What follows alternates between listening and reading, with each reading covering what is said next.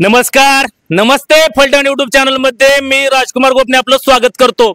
राजाळे तालुका फलटण येथील जानुबाई मंदिर रस्ता ते सरडे या दरम्यान जे अतिक्रमण झाले यासाठी या गावातील कार्यकर्त्यांनी लढा उभारला होता. गेल्या 2.5 वर्षांपासून जिल्हाधिकाऱ्यांकडे पाठपुरावा करून या रस्त्यावरती जे अनधिकृत गाळे या ठिकाणी बांधण्यात आले आहेत या विरोधात जिल्हाधिकारी सातारा यांच्याकडे तक्रार करण्यात आली होती आणि जिल्हाधिकाऱ्यांनी नुकताच ग्रामपंचायतला आदेश दिलेला आहे. 15 दिवसात हे गाळे पाडण्याचा आदेश या ठिकाणी दिला आहे. आपण पाहू शकता फलटण ते आसूर रस्ता आहे. असा जो रस्ता जातोय तो फलटण ते आसूर रस्ता आहे आणि त्याचबरोबर या जानुबाई मंदिर ते सरडे असा हा रस्ता क्रॉस मध्ये गेलेला आहे आणि या रस्त्यावरच या ठिकाणी अनधिकृत गाळे बांधण्यात आले असल्याचं या ठिकाणी निखिल निंबाळकर यांनी जिल्हाधिकाऱ्यांकडे तक्रार केली आहे. आपण जाणून घेणार आहोत त्यांच्याकडून कधीपासून त्यांनी हा लढा उभारला होता आणि कशा प्रकारे जिल्हाधिकाऱ्यांनी त्यांना ग्रामपंचायतला आदेश दिला आहे. निखिलजी, आपलं खूप खूप स्वागत. धन्यवाद. कधीपासून तुम्ही हा नेमका लढा उभारला होता? 2.5 वर्ष होऊन गेले. काय नेमकी तुमची मागणी होती? जिल्हाधिकाऱ्यांकडे काय मागणी होती? राधाळे येथील जानाई मंदिर ते सरडे रोड खुला करून द्यावा ही मागणी केली आम्ही 9/6/2022 ला. कशा प्रकारचा, किती फुटाचा रस्ता होता? 17 फुटाचा. आणि हा कधी या ठिकाणी हे गाळे कधी बांधण्यात आले? 2008 ला.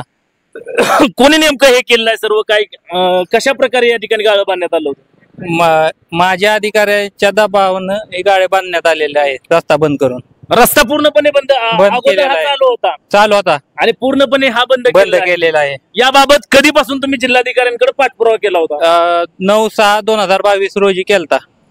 जिल्हाधिकाऱ्यांनी याबाबत आता काय आदेश दिले आहेत? आता आदेश दिले रस्ता खुला करून द्यावा म्हणून आदेश केलेला आहे ग्रामसेवकला. याबाबत काय सांगाल? या ठिकाणी प्रवीण निंबाळकर आहेत, काय सांगाल नेमकं?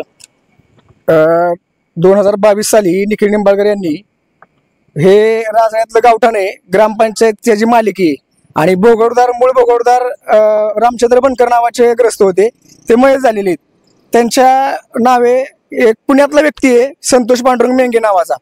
तो व्यक्ती कुणाचा आहे आणि कुणाचा वरदहस्त त्याला आहे हे अजूनपर्यंत गावातल्या लोकांना माहित नाही. आणि त्या व्यक्तीनं अनधिकृत 141 चौरस मीटर जागेमध्ये बांधकाम करण्याऐवजी 3.5 गुंठ्याहून अधिक क्षेत्रामध्ये बांधकाम केलेले आणि 10 गाळे आणि वर इमारत बांधलेली आहे राहण्यासाठी असणारी. आणि हा रस्ता जानाई मंदिर ते सरडे रोड जुना पालखी रस्ता आहे, महिलांना जाण्यासाठीचा रस्ता आहे. कलेक्टरची कुठलीही परवानगी न घेता हा रस्ता बंद करण्यात आलेला आहे. आणि ह्या मेंगेनं हे गाळे लोकांना, गावातल्या काही ग्रामपंचायत सदस्यांना देखील दस्त करून विकलेले आहेत. म्हणजे शासकीय भूखंड हा विकता येत नाही, पण अनधिकृत हे गाळ्यांचे दस्त झालेले आहेत. दस्त आमच्याकडे उपलब्ध आहेत, त्याचे दस्त केलेले.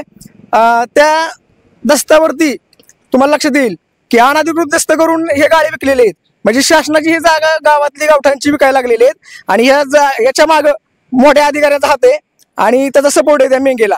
काय आदेश दिले जिल्हाधिकाऱ्यांनी? जिल्हाधिकाऱ्यांनी सांगितलंय की 15 दिवसात हे जे अतिक्रमण आहे 7 सप्टेंबर 2010चा GR आहे की संबंधित ग्रामसेवकनं जे स्थानिक प्रशासकीय अधिकारी त्यांनी 15 दिवसाच्या आत फौजदारी गुन्हा दाखल, ज्याने अतिक्रमण केले त्याच्यावरती फौजदारी गुन्हा दाखल करावा आणि हे अतिक्रमण 15 दिवसाच्या आत पाडून अहवाल कलेक्टर ऑफिसला सादर करावा म्हणून दिलेला आहे.